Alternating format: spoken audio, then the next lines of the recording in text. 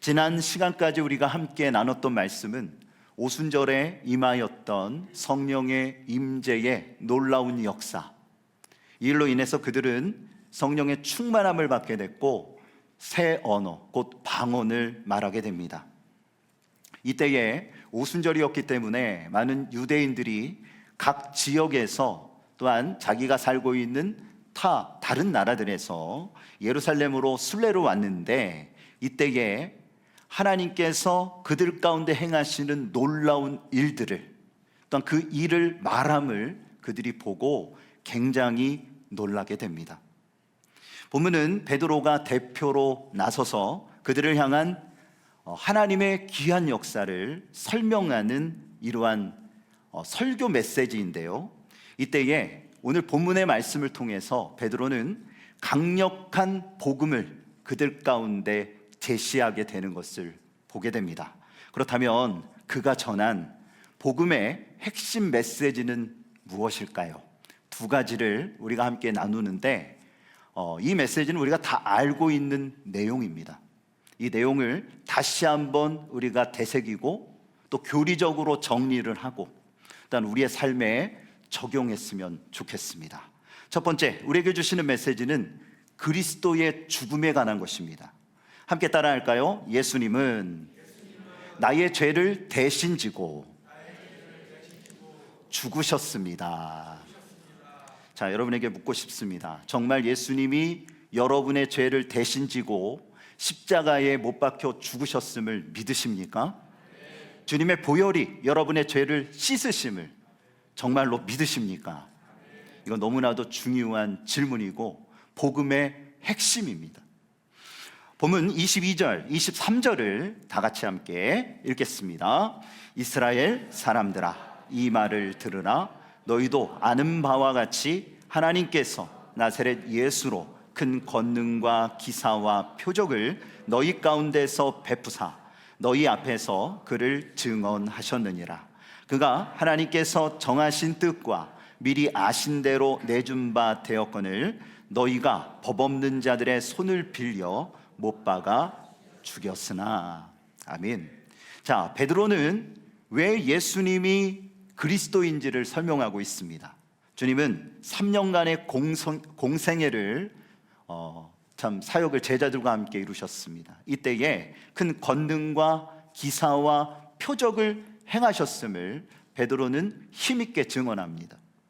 어떤 일을 행하셨습니까? 말씀을 가르치셨고 모든 질병이 치유되는 놀라운 사역을 행하셨으며 귀신을 내어 쫓으셨습니다. 이것은 사람의 지혜와 능력으로 할 수 없는 것입니다. 선지자의 예언대로 그리스도가 행하실 사역이었다라는 것입니다. 메시아, 곧 그리스도가 이 땅에 오셔서 어떠한 일을 이루실 것인지에 대한 예언의 말씀이 있잖아요. 그 말씀을 주님께서는 온전히 행하셨다라는 겁니다. 그리고 주님께서 이 땅에 오신 최종의 목적을 이루시는데 그것이 뭘까요? 바로 십자가의 죽으심입니다.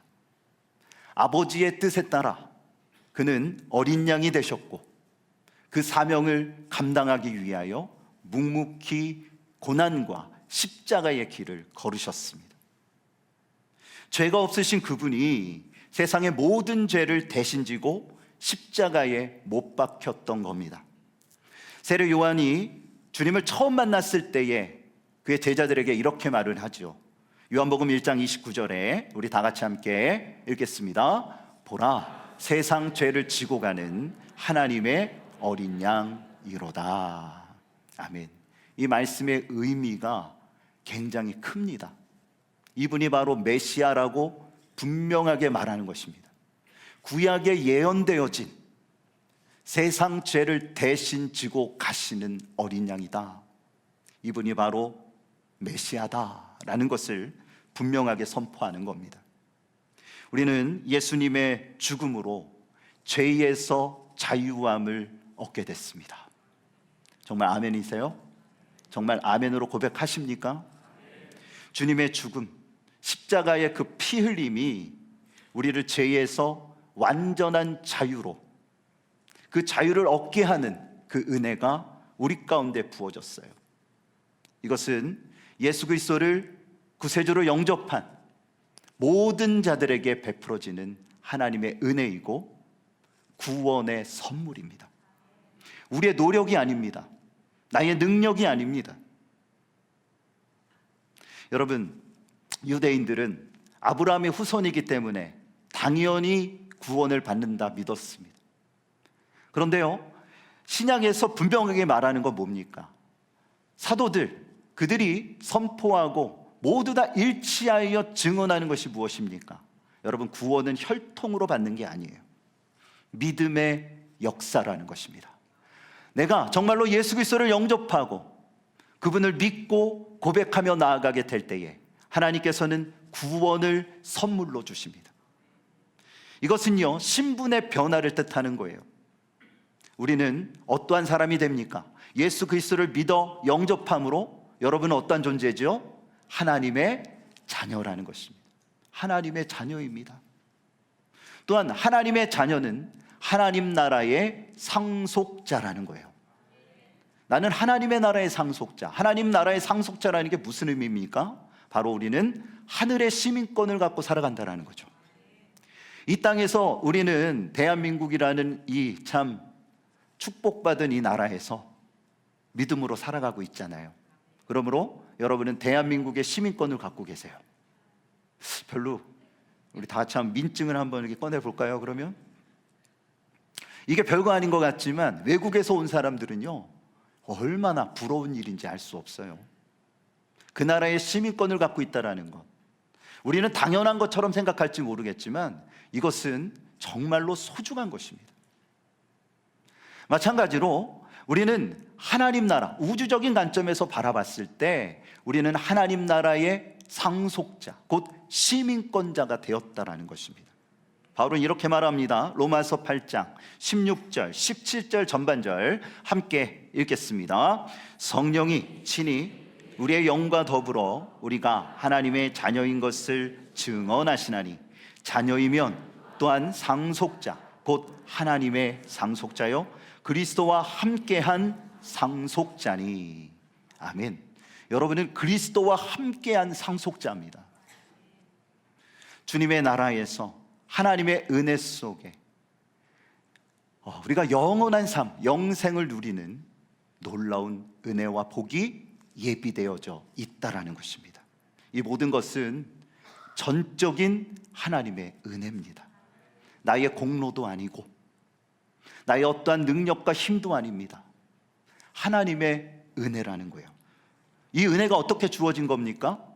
십자가에 달려 죽으신 예수님을 우리가 믿고 고백할 때에, 그분을 영접하며 예수 안에서 살아가게 될 때에 우리는 이 놀라운 권세를 소유하고 있고요, 그 하나님의 역사를 누리게 될 것입니다. 이것은요, 하나님의 사랑이에요. 하나님이 우리를 사랑하시기 때문에 예수님을 십자가에 못 박혀 죽게 하셨고, 우리의 그 믿음을 통하여 하나님의 자녀로, 하나님 나라의 상속자로 세워주신 것입니다. 바라기는 베드로처럼 십자가의 복음을 능력 있게 선포할 수 있는 우리 사랑하는 모든 교우들이 되어주시기를 주님의 이름으로 축복합니다. 두 번째 우리에게 주시는 메시지는 그리스도의 부활을 말합니다. 함께 따라합니다. 예수님은 사망 권세를 이기고 부활하셨습니다. 정말 믿으십니까? 본문 24절을 다 같이 함께 읽겠습니다. 하나님께서 그를 사망의 고통에서 풀어 살리셨으니 이는 그가 사망에 매여 있을 수 없었음이라. 아멘. 베드로는 계속해서 예수님의 부활을 증언합니다. 부활 신앙은 초대교회 전도자들이 전한 아주 중요한 복음의 핵심 메시지였습니다. 그들은 가는 곳곳마다 예수님의 죽음과 함께 부활을 증언합니다. 베드로는 오늘 본문에 이렇게 말합니다. 다윗이 지은 시편 16편인데요, 시편 16편을 인용하면서 이렇게 말해요. 자, 오늘 31절에서 32절까지의 말씀, 이 말씀은 시편 16편 10절 말씀을 인용한 말씀인데요, 우리 함께 읽도록 하겠습니다. 미리 본고로 그리스도의 부활을 말하되 그가 음부에 버림이 되지 않고 그의 육신이 썩음을 당하지 아니하시리라 하더니 이 예수를 하나님이 살리신지라 우리가 다 이 일의 증인이로다. 아멘. 자, 이스라엘 사람들이 가장 존경하는 왕은 누굴까요? 다윗입니다. 다윗. 솔로몬도 있고 여러 여호사밧과 같은 여러 선한 왕들이 있었지만 그들이 지금도 가장 존경하고 가장 저들의 마음속에 두고 있는 이러한 왕은 다윗입니다. 그런데요, 베드로는 그에 대하여 30절에 뭐라고 말하냐면 선지자라 칭합니다. 왕이라는 말보다 선지자라. 왜냐하면 그가 지금 읽었던 말씀처럼 예수님의 부활을 예언했기 때문입니다. 이렇게 이야기하죠. 미리 본고로 그리스도의 부활을 말하되. 그렇습니다. 그는 주님의 부활을 다윗이 예언하였고 그 예언의 말씀이 50일 전에 그들의 모든 삶 가운데 임하게 되었음을 분명하게 선포하는 것입니다. 사도들은요, 그들이 나아가서 복음을 전할 때마다 이 부활의 메시지를 아주 힘있게 증언했습니다. 왜 그랬을까요? 32절에 보니까 이 예수를 하나님이 살리신지라 우리가 이 일의 증인이로다. 그들은 예수님을 만났어요. 부활의 주님을 만났습니다. 그분과 함께 음식을 먹었고 그분의 양손에 있는 옆구리에 있는 그 못자국과 창자국을 보았고 만졌기 때문입니다. 그들은 분명한 확신 속에 주님을 바라보며 40일 동안 동행하는 그러한 인생을 살아갔습니다. 당시에 예수님의 죽음과 부활은요, 엄청난 이슈를 몰고 왔습니다. 특히 부활에 관해서는요, 여러 가지의 가설들이 존재했는데 제가 세 가지만 말씀드립니다. 첫 번째는 시체 도난설이에요. 이게 뭐냐면 주님의 제자들이 예수님의 시신을 훔쳐갔다라는 거예요. 그리고 부활했다 이렇게 소문을 퍼뜨렸다라는 거죠. 두 번째는 기절설입니다. 사실은 예수님이 죽으신 게 아니라 잠시 기절하신 건데, 기절했다가 깨어난 건데 이거를 부활이라고 주장한다, 그렇게 말합니다. 세 번째는 유기설입니다. 로마 정부가 그런 거 있잖아요. 미국이나 우리나라도 마찬가지로 엑스파일처럼 예수님의 시신을 로마 정부가 치웠다는 거예요. 그런데 로마 정부가 치웠는데 그거를 갖다가 부활했다라고 주장한다. 이렇게 참 소문이 이 예루살렘과 각 지역 가운데 퍼지고 있었던 겁니다. 그런데요, 이 소문을 종식시키는 강력한 증거가 나타나죠. 뭡니까? 카더라 통신은 지금도 문제가 많습니다. 그렇죠? 여러 가지로 이랬다더라 저랬다더라. 요즘 또 아주 그냥 세간의 이슈가 뭡니까? 딥 페이크죠. 여러 가지의 많은 진짜 이루 말할 수 없는, 참 AI의 발달도 있겠지만 사람들의 생각하고 또한 대하는 방식이 문제인 겁니다. 분명히 이것은 범죄고 있어서는 안 될 일입니다. 자, 여러 가지 이러한 일들이 벌어지고 있는 이 세파 속에서 이 모든 일들, 부활에 대한 이 여러 가지의 낭설들을 완전히 종식시키는 게 뭘까요? 증인들이 나타났다는 거죠. 예수님의 부활을 목격한 증인들이 있다라는 것입니다. 적어도 주님이 승천하셨을 때 몇 명의 성도들이 있었어요? 500여 명의 성도들이 있었어요. 부활의 주님의 승천의 모습을 바라보고 또한 주님을 만났던 수많은 이러한 목격자들, 그들의 증언이 일치했다라는 것입니다. 여러분, 이것은 성경에 기록된 분명한 역사적 사실이고 더 이상 논박할 이유가 없어요. 이것은 법적인 일들을 행하시는 분들도 분명하게 이야기하는 부분입니다. 그럼에도 불구하고 지금도 믿지 아니하는 사람들이 많습니다. 아직도 신학적으로 논쟁이 되어지는 이러한 이슈이기도 합니다. 여러분, 예수님은 사흘 만에 분명하게 부활하셨음을 믿으시기를 바랍니다.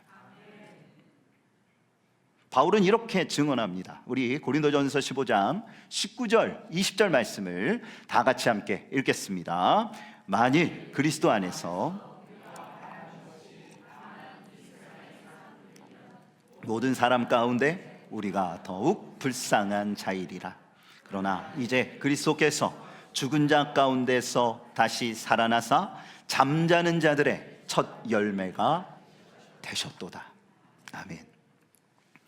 여러분, 예수님은 사망 권세를 이기고 부활하셨습니다. 여러분에게 묻고 싶어요. 정말 믿습니까? 어떻게 믿어요? 보지 못했는데. 바울도 그랬거든요. 그는 이후에 예수님을 영접하게 되잖아요. 그렇죠? 우리는 어떻게 믿을 수 있습니까? 2000년 전으로 우리가 타임머신을 타고 갈 수가 없는데 우리가 어떻게 믿을 수 있는 겁니까? 저는 바울의 그 신앙과 지금 하나님을 향한 이 고백에서 너무 중요한 사실을 우리가 깨닫고 우리가 이미 경험한 사실임을 고백했으면 좋겠어요. 여러분, 성경에 나오는 삼위일체 교리, 또한 하나님께서 주시는 오늘 본문의 말씀 부활의 이 교리, 우리가 믿을 수 있는 것이 무엇입니까? 우리가 인격적으로 예수님을 만나고 성령님을 체험하면 제가 말하지 않아도 자연스럽게 믿어집니다. 바울도 다메섹 도상에서 그는 박해자로 갔어요. 예수 믿는 모든 자들을 다 체포하겠다.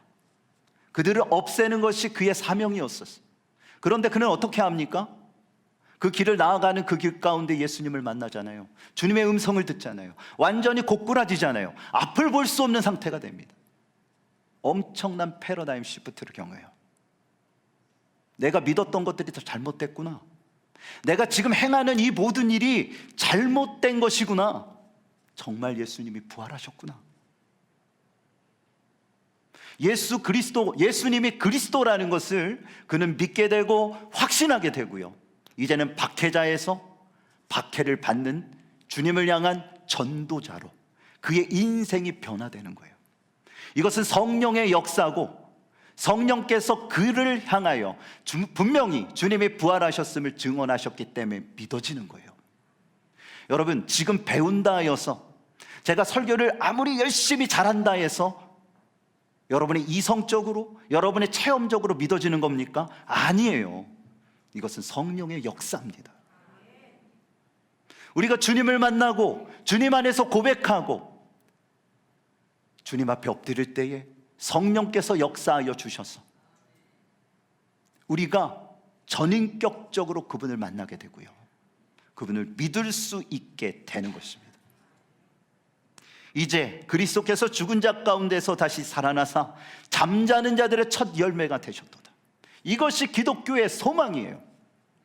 이 소망을 갖고 믿음으로 힘들고 어렵지만 이 세상을 우리가 살아나갈 수 있는 것입니다. 왜요? 이 세상에서 삶이 끝나는 게 아니기 때문입니다. 이 세상은 잠깐일 뿐이요, 영원한 하나님의 나라가 우리 가운데 예비되어져 있기 때문이죠. 그 믿음으로 우리는 한 걸음 한 걸음 주 예수와 함께 걷고 주님께서 원하시는 믿음의 삶을 살아갈 수 있게 되는 것입니다. 13세기에 이탈리아의 탐험가였던 마르코 폴로라는 사람이 있습니다. 이 사람이 중국에서 17년을 살게 돼요. 그는 유럽에서 아시아를 오가며 들렸던 여러 나라들과 중국의 경험을 토대로 해서 쓴 책이 있어요. 그 유명한 책, 바로 저겁니다. 저게 뭐예요? 동방견문록입니다. 동방견문록. 그러나 당시 유럽 사람들에게 있어서 동방은 미지의 세계였어요. 그래서 이 책이 출판되었을 때 사람들이 마르코 폴로를 향해서 미쳤다라고 말했습니다. 망상가다. 이 말씀이라네. 이 책의 내용 자체가 너무 허무하고 허구적이고 증거가 어딨냐? 이렇게 말을 하는 겁니다. 그래서요, 그는 평생을 시달림을 당했어요. 거짓말쟁이로 취급을 받습니다. 심지어 그가 죽기 직전까지, 그가 이제 임종을 맞이하게 됐는데, 임종하기 직전에 친구들이 찾아와서요, 이렇게 말했대요. 이보게, 이제 살 날이 얼마 남지 않았으니 그만 나에게만이라도 진실을 말해주게. 도저히 믿을 수가 없는 이야기가 아닌가. 뻥이라고, 내가 만든 이야기라고 그렇게 말해주게. 그러자 마르코 폴로니 이렇게 대답했대요. 천만에 이 사람아. 이렇게 얘기는 안 했을 것 같아요. 죽기 직전이니까. 천만에 이 사람아, 그 책은 모두 진실이라네. 사실 나는 내가 보고 경험한 것을 이 책에 반도 기록하지 못했다네.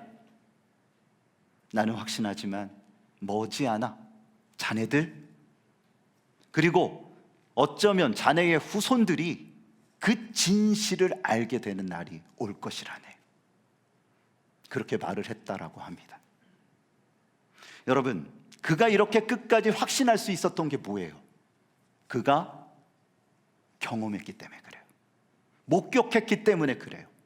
그것을 갖다가 어떻게 아무리 많은 설득과 여러 가지의 압박을 받는다 할지라도 진실을 거짓이라고 말할 수 있겠습니까?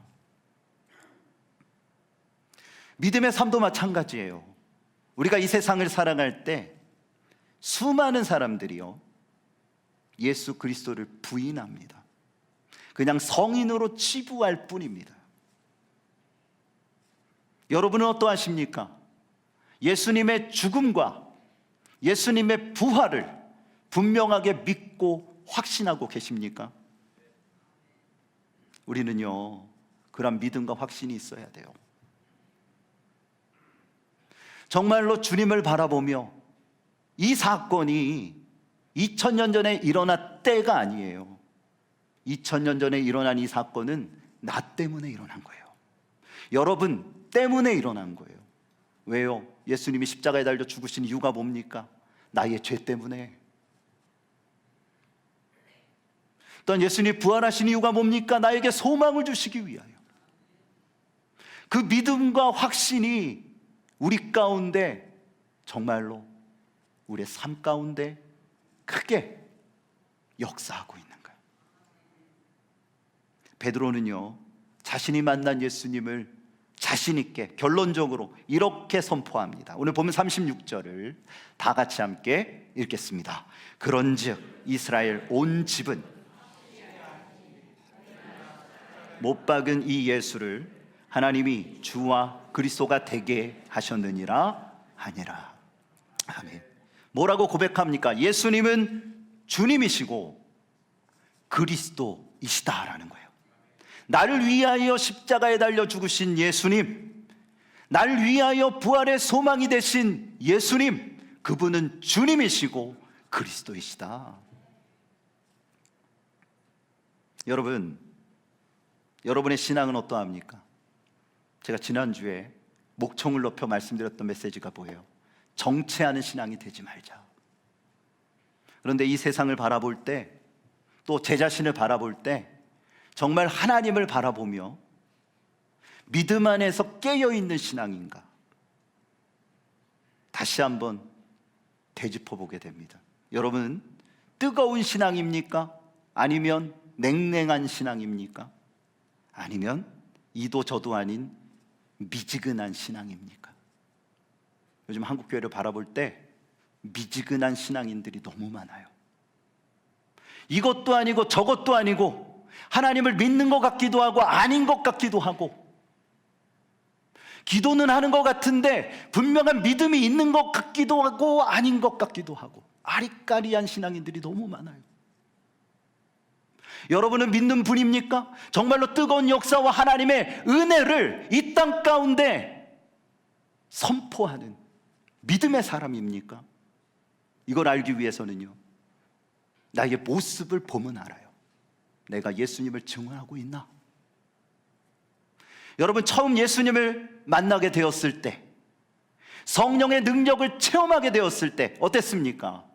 제가 학창시절에 예수님을 만났어요. 모태신앙이 처음부터 예수님 알고 태어나는 거 아니에요, 여러분. 그 기독교의 문화 안에서 태어나는 거죠. 나의 부모님이 그리스도인이라는 거죠.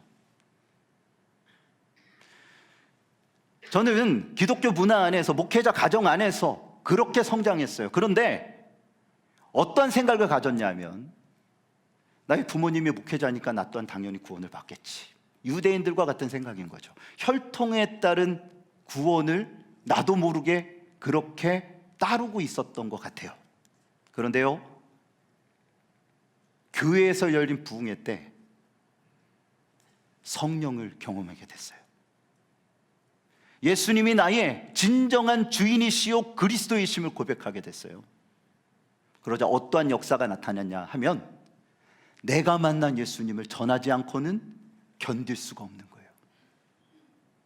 믿음의 삶이라는 게 뭡니까? 예수 그리스도를 전하지 않고서는 견딜 수가 없는 거예요. 왜요? 그분은 나의 주님이시고 그리스도이심을 내가 믿기 때문에. 여러분의 삶은 어떠합니까? 여러분이 만난 예수님을 전하고 계십니까? 주님을 전하지 않고는 견딜 수 없는 그러한 마음과 충동이 있으시냐라는 것입니다. 만약 그렇지 않다면 여러분은 미지근한 신앙인이 아닌지를 의심하셔야 돼요. 너무 바쁘니까 일상적으로 그냥 나만 주님만을 영접하고 나만 그리스도인으로 살아가고 있는 것은 아닌가? 그런데 주님이 주시는 메시지와 초대교회의 모습을 보십시오. 주님을 전하지 않고서는 견딜 수가 없어요. 왜요? 성령이 그렇게 역사하시기 때문에, 성령이 저들을 그렇게 주도하시고 이끄시기 때문에 견딜 수 없는 하나님의 그 은혜를 저들이 경험하며 선포했던 겁니다. 사랑하는 교우 여러분, 저는 여러분들이, 또한 이 자리에 서 있는 제가 미지근한 신앙이 되지 않았으면 좋겠습니다. 뜨거운 신앙, 성령이 역사하셔서 우리를 변화시키시고 기도하게 하시고 주님을 증언하게 하시는 살아있는 신앙, 할렐루야! 그러한 신앙이 돼야 돼요. 그러한 한국교회가 돼야 돼요. 그래야지 다시 회복의 역사와 부흥의 역사가 세계교회 가운데, 세계를 향하여 영향력을 끼칠 수 있는 교회가 될 수 있는 것입니다. 생명력이 넘치는 교회, 그리스도의 생명이, 예수의 생명이 내 안에 역사할 때 우리는 견딜 수 없는 하나님의 놀라우신 은혜 속에 주가 주 되심을, 그리스도가 그리스도이심을 고백하는, 여러분의 삶 가운데 선포하는 믿음의 삶을 살아가게 될 줄을 믿습니다. 그런 믿음의 역사를 이루어 가시는 뜨거운 신앙의 여러분의 삶이 되어지시기를 예수 그리스도의 이름으로 축복합니다.